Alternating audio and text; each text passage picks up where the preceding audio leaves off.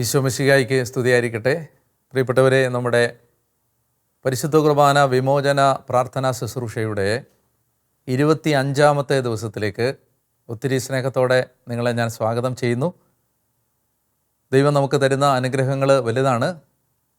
നമുക്കിങ്ങനെ ചിട്ടയായി ഒരുക്കത്തോടെ പ്രാർത്ഥിച്ച് വചനം കേട്ട് അതിൻ്റെ ഒടുവിൽ പരിശുദ്ധ കുർബാനയുടെ ആശീർവാദവും സ്വീകരിച്ച് പിന്നെ നമ്മൾ ഓരോ ദിവസവും നടത്തുന്ന പ്രാർത്ഥനകളിലൂടെ കൂടുതൽ പരിഹാരം ചെയ്ത് ദൈവകൃപകൾ സമ്പാദിച്ച് പൂർവികർക്ക് വേണ്ടി പ്രാർത്ഥിച്ച് ഒക്കെ വലിയ ഒരു ദൈവകൃപയിലേക്ക് നടന്നെടുക്കാൻ ദൈവം തന്ന ഈ ആത്മീയ പ്രേരണകൾക്ക് നമുക്ക് നന്ദി പറഞ്ഞുകൊണ്ട് ഇന്നത്തെ ചിന്തകളിലേക്ക് കടക്കുകയാണ്.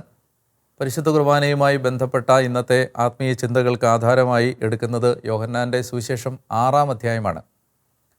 യോഹന്നാൻ 6-ാം അധ്യായം ദിവ്യകാരുണ്യത്തിൻ്റെ ഏറ്റവും ക്ലാസിക്കലായ ഒരു ടെക്സ്റ്റാണ്. പല സന്ദർഭങ്ങളിൽ പലരും അത് വ്യാഖ്യാനിച്ചും വിശദീകരിച്ചും നമുക്ക് പരിചയമുണ്ട്. ഞാൻ തന്നെ പലപ്പോഴും ഇതിനെക്കുറിച്ച് പറഞ്ഞിട്ടുമുണ്ട്. നമുക്കിന്ന് ഈ ഒരു പശ്ചാത്തലത്തിൽ ഈ ഒരു സാഹചര്യവുമായി ബന്ധപ്പെട്ട് എടുക്കാവുന്ന ഏറ്റവും നല്ല ടെക്സ്റ്റ് അതായതുകൊണ്ട് ഒരിക്കൽ കൂടി നമുക്കതിനെക്കുറിച്ച് ചില കാര്യങ്ങൾ പങ്കുവെക്കാമെന്ന് ആഗ്രഹിക്കുന്നു.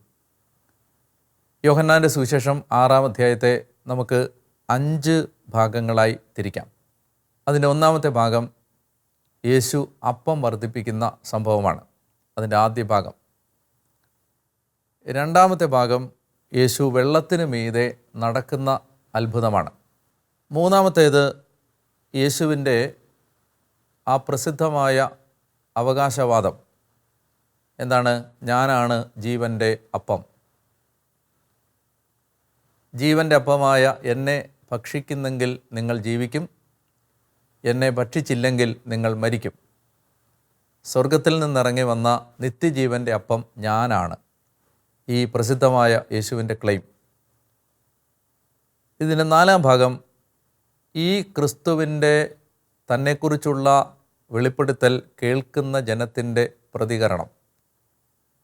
5-ാം ഭാഗം ജനം വളരെ നിഷേധാത്മകമായി നെഗറ്റീവായി പ്രതികരിക്കുമ്പോൾ യേശു അവിടെ എടുക്കുന്ന നിലപാട്.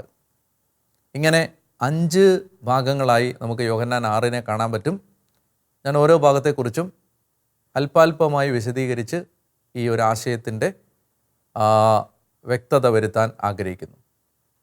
1-ാമത്തേത് യേശു അപ്പം വർദ്ധിപ്പിക്കുന്ന സംഭവമാണ്. എന്താണ് അപ്പം വർദ്ധിപ്പിക്കുന്ന സംഭവത്തിൻ്റെ അർത്ഥം? അപ്പം വർദ്ധിപ്പിക്കുമ്പോൾ അവിടെ നടന്നത് എന്താണെന്ന് നോക്കിയാൽ മതി. 5 അപ്പം യേശുവിൻ്റെ കയ്യിലേക്ക് വെച്ച് കൊടുക്കുന്നു.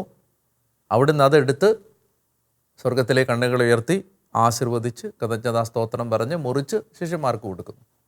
5 അപ്പത്തിൻ്റെ മീതെ 5 കാര്യങ്ങൾ യേശു ചെയ്യുന്നതായിട്ടാണ് കാണുന്നത്. അങ്ങനെ അപ്പം വർദ്ധിപ്പിക്കുന്നു. യേശുവിൻ്റെ കയ്യിൽ കൊടുക്കുന്ന അപ്പം മൾട്ടിപ്ലൈ ചെയ്യുന്നു, പെരുകുന്നു, വർദ്ധിക്കുന്നു. എന്താണ് അതിൽ നിന്ന് നമ്മൾ മനസ്സിലാക്കേണ്ടതെന്ന് ചോദിച്ചാൽ, യേശുവിൻ്റെ കയ്യിലേക്ക് നമ്മളുണ്ടാക്കുന്ന ഒരപ്പം വെച്ചു കൊടുത്താൽ യേശുവിന് ആ അപ്പത്തിൽ മാറ്റം വരുത്താൻ കഴിയും. അതാണ് അപ്പം വർദ്ധിപ്പിക്കുന്ന സംഭവത്തിൻ്റെ പൊരുൾ, അതിൻ്റെ ഉള്ളർത്ഥം. ക്രിസ്തുവിൻ്റെ കരങ്ങളിലേക്ക് അപ്പം എടുത്തു വെച്ച് കൊടുത്താൽ ക്രിസ്തുവിന് അതിൽ അപ്പത്തിൽ മാറ്റം വരുത്താൻ കഴിയും. അതുകൊണ്ടാണ് 5 അപ്പം 5000-ആയി പെരുകിയത്. അപ്പത്തിൽ മാറ്റം വരുത്താൻ കഴിയുന്ന ദൈവപുത്രൻ. ഇതാണ് 1-ാം ഭാഗം. ഞാൻ ഇനി 2-ാം ഭാഗത്തിലേക്ക് പോവുകയാണ്. ഇതിൻ്റെ 2-ാം ഭാഗം യേശു വെള്ളത്തിന് മീതെ നടക്കുന്നതാണ്. യേശു കടലിൻ്റെ മീതെ നടന്ന് ശക്തിയേറിയ കാറ്റടിച്ച് കടൽ ക്ഷോഭിച്ചിരുന്ന ആ സമയത്ത് അവൻ നടന്ന് വള്ളത്തെ സമീപിച്ചു. എന്നിട്ട് യേശു പറയുന്നത് ഞാനാണ്, ഭയപ്പെടേണ്ട എന്നാണ്. ഞാനാണ്, ഏഗോ എയ്മി, ഐ ആം. യഹോവ പഴയ നിയമത്തിൽ ദൈവം പറയുന്ന വാക്യമാണത്. ഞാൻ ദൈവമാണെന്നാണ്. അപ്പോൾ വെള്ളത്തിന് മീതെ നടക്കുന്നു. എന്താണ് ആ അത്ഭുതം വഴി നമ്മൾ അറിയണമെന്ന് യേശു ആഗ്രഹിക്കുന്നത്? ഈശോ നമ്മളോട് പറയുകയാണ്, എനിക്ക് അപ്പത്തിൽ മാത്രമല്ല മാറ്റം വരുത്താൻ കഴിവുള്ളത്, എനിക്കെൻ്റെ ശരീരത്തിലും മാറ്റം വരുത്താൻ കഴിയും. എന്തുകൊണ്ടാണ് അങ്ങനെ പറയുന്നത്? ഒരു മനുഷ്യൻ വെള്ളത്തിൻ്റെ മീതെ നടക്കാൻ ശ്രമിച്ചാൽ പ്രപഞ്ച നിയമം അനുസരിച്ച് ആ മനുഷ്യൻ വെള്ളത്തിൽ താണുപോകും. ഒരു ഇരുമ്പ് വെള്ളത്തിലിട്ടാൽ താണുപോകും. എന്നാൽ ഇരുമ്പ് വെള്ളത്തിൽ താഴുമെങ്കിലും ഇരുമ്പ് കപ്പൽ താഴില്ല. താഴാത്തതിൻ്റെ കാരണം എന്താണ്? വെള്ളത്തിൽ പൊങ്ങിക്കിടക്കാൻ പരുവപ്പെട്ടൊരവസ്ഥയിൽ ആ ഇരുമ്പിൽ രൂപഭേദം വരുത്തിയപ്പോഴാണ് അത് വെള്ളത്തിൽ പൊങ്ങിക്കിടക്കുന്നത്. അപ്പോൾ ഒരു വസ്തു, ഭാരമുള്ളൊരു വസ്തു, വെള്ളത്തിൽ താണുപോകുന്നൊരു വസ്തു താണുപോകാതിരിക്കണമെങ്കിൽ അതിന് ഒരു ശാരീരിക വ്യതിയാനം വെള്ളത്തിൽ പൊങ്ങിക്കിടക്കുന്ന വിധത്തിൽ വരുത്തേണ്ടതുണ്ട്. നമ്മൾ ചോദിക്കുന്ന ചോദ്യം, ഇവിടെ വെള്ളമാണോ മാറിയത്, യേശുവാണോ മാറിയത്? വെള്ളത്തിൻ്റെ സ്വഭാവത്തിൽ മാറ്റം വന്നിട്ടില്ല. കാരണം അതേ വെള്ളത്തിൽ പത്രോസ് മുങ്ങിപ്പോകുന്നത് നമ്മൾ മറ്റ് സുവിശേഷങ്ങളിൽ കാണുന്നുണ്ട്. അപ്പോൾ യഥാർത്ഥത്തിൽ വെള്ളത്തിനല്ല മാറ്റം വന്നത്, യേശുവിനാണ് മാറ്റം വന്നത്. അപ്പോൾ ഈ വെള്ളത്തിന് മീതെ നടക്കുന്ന സംഭവത്തിലൂടെ യേശു പറയാൻ ശ്രമിക്കുന്നത് എന്താണ്? നിങ്ങൾ മനസ്സിലാക്കേണ്ട കാര്യം, എനിക്ക് അപ്പത്തിൽ മാത്രമല്ല മാറ്റം വരുത്താൻ കഴിയുന്നത്, എനിക്ക് എൻ്റെ ശരീരത്തെ മാറ്റാൻ പറ്റും. എൻ്റെ ശരീരത്തിൻ്റെ ഭാരം ഇല്ലാതാക്കാൻ, അങ്ങനെ വെള്ളത്തിന് മീതെ നടക്കുമ്പോൾ വെള്ളത്തിൽ പൊങ്ങിക്കിടക്കുന്ന അവസ്ഥയിൽ നടക്കാൻ എനിക്ക് എൻ്റെ ശരീരത്തിൽ മാറ്റം വരുത്താൻ പറ്റും. അതാണ് രണ്ടാമത്തെ ഭാഗം. തനിക്ക് അപ്പത്തിലും തൻ്റെ ശരീരത്തിലും മാറ്റം വരുത്താൻ കഴിയുമെന്ന് പറയുകയല്ല, തെളിയിച്ച് കാണിച്ചിട്ടാണ് യേശു തുടർന്ന് പറയുന്നത്, എൻ്റെ ശരീരം യഥാർത്ഥ ഭക്ഷണമാണ്, എൻ്റെ രക്തം യഥാർത്ഥ പാനീയമാണ്. നിങ്ങൾ എന്നെ ഭക്ഷിക്കുകയും എന്നെ പാനം ചെയ്യുകയും ചെയ്യുന്നില്ലെങ്കിൽ നിങ്ങൾക്ക് നിത്യജീവൻ ഉണ്ടായിരിക്കുകയില്ല. ഞാനാണ് സ്വർഗത്തിൽ നിന്നിറങ്ങിയ ജീവനുള്ള അപ്പം. അപ്പസ്തോലന്മാരാരും തന്നെ ഇത് സംശയിക്കുന്നില്ല. കാരണം എന്താണ്? അവരുടെ മുമ്പിൽ യേശു തെളിയിച്ചു കഴിഞ്ഞു. എന്ത്? തനിക്ക് അപ്പത്തിലും ശരീരത്തിലും മാറ്റം വരുത്താൻ കഴിയും എന്ന്. ഈ യേശുവിൻ്റെ പ്രഖ്യാപനം കേൾക്കുമ്പോൾ, നാലാം ഭാഗം, കേൾവിക്കാർ എങ്ങനെയാണ് പ്രതികരിച്ചത്? വാക്യം 60, ഇത് കേട്ട് അവൻ്റെ ശിഷ്യന്മാരിൽ പലരും പറഞ്ഞു. അവനെ കേൾക്കാൻ കൂടിയ, അവനെ അനുഗമിച്ചിരുന്ന, അവനോട് ഇഷ്ടമുണ്ടായിരുന്ന ആളുകളാണ് ഈ ശിഷ്യന്മാരെന്ന് പറയുന്നത്. അപ്പസ്തോലന്മാരല്ല, ബാക്കിയുള്ള ശിഷ്യന്മാർ പറഞ്ഞു, ഈ വചനം കഠിനമാണ്, ഇത് ശ്രവിക്കാൻ ആർക്ക് കഴിയും? തൻ്റെ ശിഷ്യന്മാർ പിറുപിറുക്കുന്നു. അപ്പോൾ ആദ്യത്തെ പ്രതികരണം അതാണ്. അവരാദ്യം പിറുപിറുത്തു, ഇത് കഠിനമാണ്. ഇനി അത് കഴിഞ്ഞിട്ട് വാക്യം 66 പറയുകയാണ്, ഈശോ അത് വിശദീകരിച്ച് കഴിയുമ്പോൾ 66-ാമത്തെ വാക്യം എത്തുമ്പോൾ, അവരിൽ വളരെ പേർ അവനെ വിട്ടുപോയി, അവർ പിന്നീട് ഒരിക്കലും അവൻ്റെ കൂടെ നടന്നില്ല. അപ്പോൾ എന്താണ് കേൾവിക്കാരുടെ പ്രതികരണം? ഒന്ന്, അവർ ആദ്യം ഇരുന്ന് പിറുപിറുത്തു, ഇത് മനസ്സിലാക്കാൻ പറ്റുന്നില്ല എന്ന് പറഞ്ഞു. രണ്ടാമതായിട്ട് അവരിറങ്ങിപ്പോയി, യേശുവിൻ്റെ കൂടെ പിന്നെ ഒരിക്കലും എന്ന് പറഞ്ഞാൽ എന്നേക്കുമായി ഗുഡ് ബൈ പറഞ്ഞു പോയി. ഇനി ഒരിക്കലും യേശുവിൻ്റെ കൂടെ നടക്കില്ല എന്നവർ തീരുമാനിച്ചു.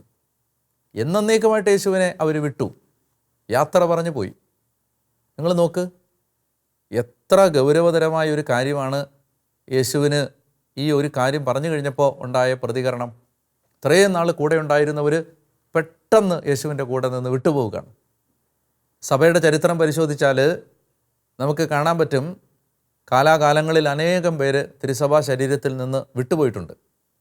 അനേകം ആളുകൾ. അതിലനേകം പേര് വിട്ടുപോയത് യേശുവിൻ്റെ ശരീരം ഭക്ഷിക്കണം, രക്തം പാനം ചെയ്യണം, പരിശുദ്ധ കുർബാനയിൽ പങ്കെടുക്കണം, കുർബാന യേശുവിൻ്റെ ശരീരരക്തങ്ങളാണ്. ഈ പ്രബോധനം മനസ്സിലാകാത്തതിൻ്റെ പേരിൽ സഭ വിട്ടുപോയ കോടിക്കണക്കിന് ആളുകളുണ്ട്. സഭയിലെ ആദ്യത്തെ വിഭജനം തുടങ്ങുന്നത് സത്യത്തിൽ യോഹന്നാൻ 6:66 6:66. നിങ്ങൾ ശ്രദ്ധിച്ചോ? 666 എതിർ ക്രിസ്തുവാണ്. അതായത് ക്രിസ്തുവിനെതിരാവുകയാണ്. എന്തിൻ്റെ പേരിൽ? കുർബാന ഭക്ഷിക്കണം എന്ന് പറഞ്ഞതിൻ്റെ പേരിൽ. അപ്പോൾ ഇത് വളരെ ഷോക്കിംഗ് ആയ ഒരു മൊമെൻ്റാണ്. അങ്ങനെ അനേകം പേര് അവനെ വിട്ടുപോയി യേശുവിൻ്റെ മുമ്പിൽ നിന്ന്. അതാണ് ഇതിൻ്റെ 4-ാം ഭാഗം. ഇനി ഇതിൻ്റെ അവസാന ഭാഗം, ഒത്തിരി മനുഷ്യർ യേശുവിൻ്റെ അടുത്ത് നിന്ന് പോകുമ്പോൾ എന്താണ് യേശുവിൻ്റെ പ്രതികരണം? നമുക്ക് ക്രിസ്തുവിൻ്റെ സ്വഭാവം പരിചയമുണ്ട്. നമുക്ക് യേശുവിനെ പരിചയമുള്ളത് എങ്ങനെയാണ്? യേശു ഭയങ്കര സോഫ്റ്റ് ഹാർട്ടഡായ ഒരാളാണ്. അതായത് ആരെങ്കിലും ഒരാൾ ക്രിസ്തുവിന് എതിരായി നിൽക്കുമ്പോൾ, അല്ലെങ്കിൽ ഒരാട് ഇറങ്ങിപ്പോകുമ്പോൾ, ഒരു മനുഷ്യൻ പാപം ചെയ്ത് അകന്നു പോകുമ്പോൾ അവൻ്റെ പിന്നാലെ ഏതറ്റം വരെയും പോകുന്ന അത്രയും ഹൃദയാലുവും കാരുണ്യവാനും ആർദ്ര ഹൃദയനും വിശാല മനസ്കനുമായ യേശു കൂട്ടം കൂട്ടമായി തൻ്റെ പക്കൽ നിന്ന് ആളുകൾ എഴുന്നേറ്റ് പോകുന്നത് കാണുമ്പോൾ സത്യത്തിൽ അവരുടെ പിന്നാലെ പോകേണ്ടതായിരുന്നു. ഞാൻ പറഞ്ഞത് നിങ്ങൾ മനസ്സിലാകാത്തത് കൊണ്ടാണ്. വേണമെങ്കിൽ കുറച്ചുകൂടെ ഞാൻ ലളിതമായി പറഞ്ഞു തരാം, അല്ലെങ്കിൽ ഞാൻ പറഞ്ഞത് പിൻവലിക്കാം എന്നൊക്കെ വേണമെങ്കിൽ പറയാൻ പറ്റുന്നൊരു ക്യാരക്ടറാണ് യേശുവിൻ്റെ. കാരണം മനുഷ്യനോട് അവൻ അത്രയും അലിവും കരുണയുമുണ്ട്. ഒരു മനുഷ്യൻ പോലും നഷ്ടപ്പെടാൻ അവൻ ആഗ്രഹിക്കുന്നില്ല. എന്നാൽ നമ്മളെല്ലാം അത്ഭുതപ്പെടുത്തിക്കൊണ്ട് ക്രിസ്തുവിൽ നിന്ന് ഇന്ന് വരെ നമ്മൾ കാണാത്ത ഒരു റെസ്പോൺസാണ് ഇവിടെ വരുന്നത്. അവൻ കൂടെ നിന്ന അപ്പസ്തോലന്മാരുടെ മുഖത്ത് നോക്കി അവരോട് ചോദിക്കുകയാണ്, നിങ്ങളും വേണമെങ്കിൽ പൊക്കൊള്ളുക. ഷോക്കിംഗ് ആണിത്. എന്താ കാര്യം? ക്രിസ്തു പറയുകയാണ്, ഈ അടിസ്ഥാന വിശ്വാസം നിങ്ങൾക്ക് സ്വീകരിക്കാൻ പറ്റുന്നില്ലെങ്കിൽ നിങ്ങൾ എൻ്റെ ശരീരത്തിൻ്റെ ഭാഗമാണെന്ന് പറഞ്ഞിട്ട് യാതൊരു അർത്ഥവുമില്ല. അതായത് എൻ്റെ ശരീരം ഭക്ഷിക്കണം, എൻ്റെ രക്തം പാനം ചെയ്യണം, വിശുദ്ധ കുർബാന ഭക്ഷിക്കണം, യേശുവിൻ്റെ ശരീരരക്തങ്ങൾ ഭക്ഷിക്കുകയും പാനം ചെയ്യുകയും ചെയ്ത് കർത്താവിൻ്റെ ശരീരത്തിൻ്റെ ഭാഗമാകണമെന്ന കാര്യം നിങ്ങൾക്ക് മനസ്സിലാകുന്നില്ലെങ്കിൽ നിങ്ങൾ ഇനി ഈ വിശ്വാസത്തിൽ തുടർന്നിട്ട് കാര്യമില്ല. അത്രയും സ്ട്രോങ്ങും ബോൾഡുമായി യേശു പ്രതികരിക്കുകയാണ്. പ്രിയപ്പെട്ടവരെ, ഇന്ന് നിങ്ങൾ ഈ വചനം കേൾക്കുമ്പോൾ എനിക്ക് പറയാനുള്ളത്, ഞാനോ നിങ്ങളോ കർത്താവിൻ്റെ കൂടാരത്തിൽ നിന്ന് ഗുഡ് ബൈ പറഞ്ഞിറങ്ങിപ്പോയാലും ക്രിസ്തു ഈ പ്രബോധനത്തിൽ മാറ്റം വരുത്തില്ല എന്നാണ് ബൈബിൾ ശ്രദ്ധിച്ച് വായിക്കുമ്പോൾ നമുക്ക് മനസ്സിലാവുന്നത്. അതുകൊണ്ട് ദിവ്യകാരുണ്യം എനിക്കോ നിങ്ങൾക്കോ മനസ്സിലായില്ലെങ്കിൽ നമ്മൾ സഭ വിട്ടു പോകുന്നത് കർത്താവ് ഒരിക്കലും അതിനെക്കുറിച്ച് ആകുലപ്പെടില്ല എന്നാണ് എൻ്റെ അഭിപ്രായം. കാരണം ഇത് അടിസ്ഥാനമാണ്. ഇതത്രയും ഫണ്ടമെൻ്റൽ ടീച്ചിങ് ആണ്. ക്രിസ്തുവിൻ്റെ ശരീരവും രക്തവും സ്വീകരിക്കാത്ത നമുക്ക് ക്രിസ്തുവായിട്ട് മാറാൻ പറ്റില്ല. അത് ഞാനതിനെക്കുറിച്ച് പിന്നീട് മറ്റൊരു എപ്പിസോഡിൽ പറയുന്നുണ്ട്, കർത്താവ് ഇത്രയും നിർബന്ധം പിടിക്കുന്നത് എന്തുകൊണ്ടാണ് എന്ന്. പ്രിയപ്പെട്ടവരെ, വിശുദ്ധ കുർബാന ക്രിസ്തു അത്രയും വില കൊടുത്ത് ഗൗരവമായി കണ്ട ഒരു കാര്യമാണ്. അവൻ്റെ ശരീരവും രക്തവും സ്വീകരിക്കണമെന്നുള്ളത് വേണമെങ്കിൽ ചെയ്യാം, വേണമെങ്കിൽ ചെയ്യണ്ട എന്ന അർത്ഥത്തിൽ കർത്താവ് പറഞ്ഞ ഒരു കാര്യമല്ല. ഇത് അത്രയും it's so fundamental, pivotal, so close to his heart and he is not ready to dilute any of the elements of the Eucharist. അതുകൊണ്ട് അത് നമുക്ക് നമ്മുടെ ഹൃദയത്തിൽ ഏറ്റെടുക്കാം. നമുക്ക് വളരെ ശക്തമായ ഒരു ദൈവാനുഭവം വിശുദ്ധ കുർബാനയിലൂടെ ഉണ്ടാകുന്നതിന് അത് നമ്മളെ സഹായിക്കും. അതുകൊണ്ട് ഈ അധ്യായം നമ്മൾ വായിക്കുമ്പോൾ നമുക്ക് ക്രിസ്തു എത്രമാത്രം തൻ്റെ ശരീരരക്തങ്ങൾ നമുക്ക് തരാൻ ആഗ്രഹിച്ചു എന്ന ഒരു വലിയ ഭാവം നമ്മുടെ മനസ്സിലേക്ക് വരട്ടെ എന്ന് ഞാൻ പ്രത്യേകം പ്രാർത്ഥിക്കുന്നു. ഈശോയിൽ പ്രിയമുള്ളവരെ, നമ്മൾ ഇന്നത്തെ ഈ ചിന്തകൾ അവസാനിപ്പിക്കുന്നതിന് മുൻപ് ഒരു പ്രധാനപ്പെട്ട ആശയം കൂടി കാണാനുണ്ട്. അത് എന്താണ് ജീവൻ എന്നുള്ള ഒരു ആശയമാണ്. യോഹന്നാൻ്റെ സുവിശേഷം 10-ാം അധ്യായം 10-ാം വാക്യം, കള്ളൻ വരുന്നത് മോഷ്ടിക്കാനും കൊല്ലാനും നശിപ്പിക്കാനുമാണ്. ഈശോ പറയുകയാണ്, എന്നാൽ ഞാൻ വന്നിരിക്കുന്നത് നിങ്ങൾക്ക് ജീവനുണ്ടാകാനും അത് സമൃദ്ധമായി ഉണ്ടാകാനുമാണ്. അത് മാത്രമല്ല, ഈ യോഹന്നാൻ സുവിശേഷം തുടങ്ങുമ്പോൾ തന്നെ അവനിൽ ജീവനുണ്ടായിരുന്നു, ആ ജീവൻ മനുഷ്യരുടെ വെളിച്ചമായിരുന്നു, അങ്ങനെ പറഞ്ഞുകൊണ്ടാണല്ലോ തുടങ്ങുന്നത്. പിന്നെ അവസാനം സുവിശേഷം അവസാനിക്കുമ്പോൾ യോഹന്നാൻ പറയുന്നുണ്ട്, ഞാൻ ഈ കാര്യങ്ങളെല്ലാം നിങ്ങൾക്ക് എഴുതുന്നത് അവൻ ക്രിസ്തുവാണെന്ന് നിങ്ങൾ വിശ്വസിക്കുന്നതിനും അതുവഴി അവൻ്റെ നാമത്തിൽ നിങ്ങൾക്ക് ജീവൻ ഉണ്ടാകുന്നതിനും വേണ്ടിയാണ്. എന്താണ് ഈ ജീവൻ? ആ ജീവൻ എന്താണ് എന്ന് യോഹന്നാൻ വിശദീകരിക്കുന്ന ഒരു ഭാഗമാണ്. ആ ജീവൻ മനുഷ്യരുടെ വെളിച്ചമായിരുന്നു. അതൊരു നല്ല വിശദീകരണം നൽകുന്ന വാക്യമാണ്. എന്താണ് ജീവൻ? എവിടെ ജീവനുണ്ടോ അവിടെ മനുഷ്യന് കുറേ കൂടി വെട്ടമുള്ള ഒരു ജീവിതം നയിക്കാൻ പറ്റും. കുറേ കൂടെ വെളിച്ചമുണ്ട് അവിടെ. ഇത് സത്യത്തിൽ നമുക്ക് ഈ വെളിച്ചമുള്ള ജീവിതങ്ങൾ നമ്മുടെ കൂടെ ഉണ്ടെങ്കിൽ നമ്മുടെ ജീവിതത്തിന് ആ വ്യത്യാസം കാണാൻ പറ്റും. ഇപ്പോൾ ഉദാഹരണത്തിന് ഈ മദർ തെരേസ ഭിക്ഷ യാചിക്കാൻ പോയൊരു സംഭവം നിങ്ങൾ കേട്ടിട്ടുണ്ടാവും. ഒരു വീടിൻ്റെ മുറ്റത്ത് ചെന്ന് നിന്ന് എന്തെങ്കിലും ഇങ്ങനെ തരുമോ എന്ന് ചോദിക്കുമ്പോൾ ആട്ടും തുപ്പും എന്ന് കേട്ടിട്ടില്ലേ? നന്നായിട്ടൊന്ന് ആട്ടി പിന്നെ മുഖത്ത് തന്നെ തുപ്പി. അപ്പോൾ അങ്ങനെ തുപ്പിയപ്പോൾ നിങ്ങളൊന്ന് ആലോചിച്ച് നോക്ക്, ഏത് മനുഷ്യനും സത്യത്തിൽ ഒന്നുമില്ല, വഴി കിടക്കുന്നവനും ഒന്നുമില്ലാത്തവനും ആകെ ഉള്ളത് അവൻ്റെ ആത്മാഭിമാനമാണ്. ആ കാര്യത്തിൽ എല്ലാവർക്കും ഈഗോ ഉണ്ട്. അപ്പോൾ അതിന് ആ ആത്മാഭിമാനത്തിൻ്റെ മുഖത്താണ് ആ തുപ്പൽ വന്ന് വീഴുന്നത്. അതിങ്ങനെ ഒരു തുണിയെടുത്ത് പതുക്കെ തുടച്ചിട്ട് അമ്മ പറഞ്ഞൊരു വാചകമുണ്ട്, എനിക്കുള്ളത് തന്നല്ലോ, ഇനി എൻ്റെ മക്കൾക്ക് എന്തെങ്കിലും തന്നോളൂ എന്ന് പറഞ്ഞു. അത് ഈ വെളിച്ചമുള്ള ഒരാളാണ്. വല്ലാതെ ക്ഷോഭിക്കുകയും കരയുകയും വിഷമിക്കുകയും തകരുകയും ഒക്കെ ചെയ്യും സാധാരണ മനുഷ്യർ. പക്ഷേ ഈ ജീവൻ ഉണ്ട്, അതിൽ ഈശോയുടെ ജീവനുണ്ടെന്ന് പറയുന്ന ആളുകൾ കുറേ കൂടി വ്യത്യാസപ്പെട്ട രീതിയിൽ പ്രതികരിക്കാൻ അറിയാവുന്ന ആളുകളാണ്. അതാണ് ജീവൻ. ജീവൻ എന്ന് പറഞ്ഞാൽ കുറച്ചുകൂടി വെളിച്ചത്തോടെ ജീവിതത്തെ കാണാൻ പറ്റുന്ന ആ ജീവൻ, അത് തരാനാണ് ഈശോ വന്നതെന്നാണ് പറയുന്നത്. അതാ ഈശോ പറഞ്ഞത്, നിങ്ങൾക്ക് എൻ്റെ ശരീരം ഭക്ഷിക്കുകയും എൻ്റെ രക്തം പാനം ചെയ്യുകയും ചെയ്യുന്നില്ലെങ്കിൽ ജീവൻ. അപ്പോൾ എന്ത് ജീവനാണെന്ന് മനസ്സിലായല്ലോ. സാധാരണ മറ്റുള്ള മനുഷ്യർ ജീവിക്കുന്നത് പോലെ ജീവിക്കാനാണെങ്കിൽ നിങ്ങൾക്ക് കുർബാനയുടെ ആവശ്യമില്ല.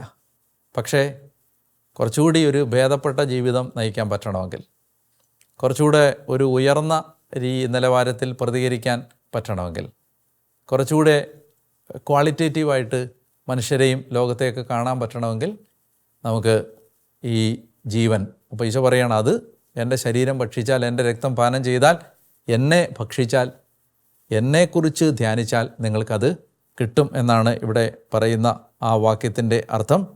ആ ജീവൻ നമുക്ക് തരുന്ന കൂദാശയാണ് പരിശുദ്ധ കുർബാന. അതുകൊണ്ട് അത് നമ്മുടെ ഹൃദയത്തിൽ ഒരു ബോധ്യമായിട്ട് നിറയട്ടെ എന്ന് പ്രാർത്ഥിക്കുന്നു. കർത്താവ് നിങ്ങളെല്ലാവരെയും അനുഗ്രഹിക്കട്ടെ. നമുക്കൊരു ആഴമായ അനുതാപം ഉണ്ടാവാൻ ദൈവം സഹായിച്ചിട്ടുണ്ട്. ഞാൻ മുമ്പ് സൂചിപ്പിച്ചിരുന്നു, നമ്മൾ നല്ലൊരു കുമ്പസാരത്തിന് വേണ്ടി ഒരുങ്ങണം. നമുക്കിനി ഏകദേശം ഒരു 15 ദിവസമാണ് നമ്മുടെ മുമ്പിൽ ഉള്ളത്.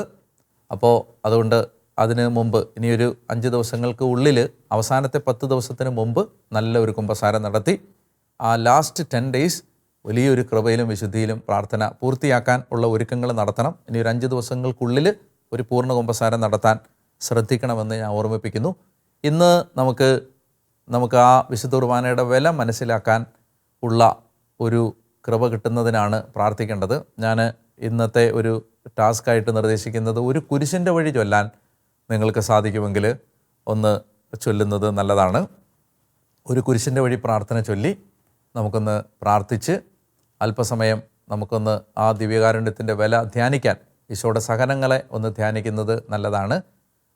ആ ലാഘവ ബുദ്ധി നമുക്കുണ്ടാവാതിരിക്കാൻ, ആ പാപം നമ്മളിന്ന് മാറാൻ അത് സഹായിക്കുകയും ചെയ്യും. പ്രാർത്ഥിക്കേണ്ട പ്രാർത്ഥന, ഞാനൊരു പ്രാർത്ഥന പറഞ്ഞു തരാം. ഇങ്ങനെ പ്രാർത്ഥിക്കണം: ഈശോയെ, നീ കാണുന്നത് പോലെ നിൻ്റെ ശരീരത്തെ കാണാൻ എൻ്റെ ആന്തരിക കണ്ണുകൾ തുറന്നു തരണമേ. യേശുവേ, നീ കാണുന്നത് പോലെ എൻ്റെ ശരീരത്തെ കാണാൻ എൻ്റെ ആന്തരിക കണ്ണുകൾ തുറന്നു തരണമേ എന്ന് നമുക്ക് പ്രാർത്ഥിക്കുകയും ചെയ്യാം. നമുക്ക് ദിവ്യകാരുണ്യ ആശീർവാദം സ്വീകരിക്കാം.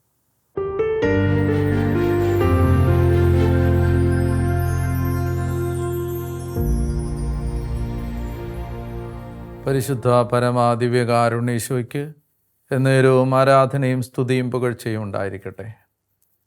കർത്താവേ, ഒരു ദിവസം കൂടി അങ്ങയുടെ മുമ്പാകെ വരാൻ അങ്ങ് തന്ന കൃപാവരങ്ങൾക്ക് കർത്താവേ നന്ദി പറയുന്നു. ഒരുപാട് സ്നേഹമാണ് കുർബാനയിലൂടെ അങ്ങ് ഞങ്ങൾക്ക് തരുന്നതെന്ന് തിരിച്ചറിയാൻ ഞങ്ങളെ ഈ ദിവസങ്ങളിലെല്ലാം അങ്ങ് സഹായിച്ചല്ലോ. കർത്താവേ, ഞങ്ങളങ്ങയെ ആരാധിക്കുന്നു, അങ്ങയെ ഞങ്ങൾ സ്നേഹിക്കുന്നു, അങ്ങയിൽ ഞങ്ങൾ വിശ്വസിക്കുന്നു, അങ്ങയെ ഞങ്ങൾ ആശ്രയിക്കുന്നു. നല്ല കർത്താവേ, ഇന്ന് ഈ ആരാധനയിൽ ഞങ്ങൾ പ്രാർത്ഥിക്കുമ്പോൾ ഞങ്ങളുടെ കുടുംബങ്ങൾക്കെല്ലാം പരിശുദ്ധ കുർബാനയ്ക്ക് വില കൊടുക്കാനുള്ള കർത്താവ് അത് ഏറ്റവും കൂടുതൽ ആഗ്രഹിക്കുന്നു എന്ന തിരിച്ചറിവ് കൊടുത്ത് സഹായിക്കണമേ. കർത്താവായ ദൈവമേ, കുർബാനയിൽ നിന്ന് അകന്നുപോയ എല്ലാവരെയും സമർപ്പിക്കുകയാണ്. ഞങ്ങളുടെ കുടുംബങ്ങളിൽ ആരാധന നഷ്ടപ്പെട്ടു പോയ കുർബാനയെ സ്നേഹിക്കാൻ കഴിയാതെ പോയ, കുർബാന വിരസമായി പോയ, ഏതെങ്കിലും കാരണങ്ങളാൽ ദേവാലയത്തിൽ നിന്ന് അകന്നുപോയ മക്കളെ എല്ലാവരെയും സമർപ്പിക്കുന്നു. ദൈവമേ, ആരുടെയെങ്കിലും മുറിപ്പെടുത്തുന്ന വാക്കുകളോ കർത്താവെ പക്വതയില്ലാത്ത സമീപനങ്ങളോ മൂലം സഭയിൽ നിന്ന് അകന്നുപോയവരെ സമർപ്പിച്ച് പ്രാർത്ഥിക്കുന്നു. വിശ്വാസസംബന്ധമായ വിഷയങ്ങൾ മനസ്സിലാകാത്തതിനാൽ സഭയെ വിട്ടുപോയ മക്കളെ സമർപ്പിക്കുന്നു. കർത്താവെ, അവിശ്വാസത്തിലേക്കും നിരീശ്വരവാദത്തിലേക്കും പോയവരെ സമർപ്പിച്ച് പ്രാർത്ഥിക്കുന്നു. മാനസാന്തരം ആവശ്യമുള്ള ഞങ്ങളുടെ കുടുംബാംഗങ്ങൾക്ക് വേണ്ടി കർത്താവെ, ഇന്ന് അങ്ങയുടെ ആശീർവാദം ഞങ്ങൾ യാചിക്കുന്നു. നമുക്ക് ദിവ്യകാരുണ്യ ആശീർവാദം സ്വീകരിക്കുമ്പോൾ കർത്താവിൻ്റെ കൃപ ഒഴുകി ഇറങ്ങാൻ നമ്മുടെ കുടുംബങ്ങളിൽ ആർക്കെല്ലാം അത് ആവശ്യമുണ്ടെന്ന് തോന്നുന്നോ അവരെല്ലാം കർത്താവിന് സമർപ്പിച്ച് നമുക്ക് ആശീർവാദം പ്രാർത്ഥിക്കാം.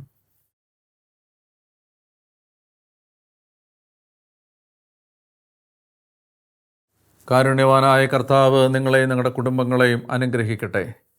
നഷ്ടപ്പെട്ടു പോയ ഓരോ ആത്മാവിനെയും തേടി ഈ ഭൂമിയിലേക്കെത്തിയ ക്രിസ്തുവിൻ്റെ സ്നേഹം നിങ്ങളുടെ കുടുംബങ്ങളിൽ നിന്ന്, കർത്താവിൽ നിന്ന് അകന്നു കഴിയുന്ന സകല വ്യക്തികളിലേക്കും ദിവ്യകാരുണ്യത്തിൻ്റെ ശക്തി കടന്നു ചെന്ന് അവരെ സ്പർശിക്കാൻ കൃപ ഒഴുക്കിത്തരട്ടെ. ഈ ദിവ്യകാരുണ്യ ആരാധനയിൽ നിന്ന് കിഴക്ക്, പടിഞ്ഞാറ്, തെക്ക്, വടക്ക് 4 ദിക്കുകളിലേക്കും കർത്താവിൻ്റെ കരുണയും ദൈവത്തിൻ്റെ ശക്തിയും ഒഴുകിയിറങ്ങി നിങ്ങളുടെ കുടുംബങ്ങൾ അനുഗ്രഹിക്കപ്പെടാനും, ഈശോയിൽ നിന്ന് അകന്നുപോയവർ മടങ്ങി വരാനും, വിശ്വാസം നഷ്ടപ്പെട്ടവർ വിശ്വാസം തിരിച്ചു കിട്ടാനും, അവിശ്വാസത്തിലേക്ക് പോയവർ യേശുവിൻ്റെ സ്നേഹം അനുഭവിക്കാനും ഇടയാവട്ടെ. വലിയ മാനസാന്തരങ്ങൾ നിങ്ങളുടെ കുടുംബങ്ങളിൽ സംഭവിക്കട്ടെ. പറഞ്ഞാൽ വിശ്വസിക്കാൻ പറ്റാത്ത പ്രവൃത്തികൾ ദൈവം നിങ്ങൾക്ക് വേണ്ടി ചെയ്യട്ടെ. യേശുവിൻ്റെ ശരീരത്തിൻ്റെ അനന്ത യോഗ്യതകളാൽ തന്നെ. ആമേൻ. പരിശുദ്ധ പരമദിവ്യകാരുണ്യേശോയ്ക്ക് എന്നേരവും ആരാധനയും സ്തുതിയും പുകഴ്ചയും ഉണ്ടായിരിക്കട്ടെ.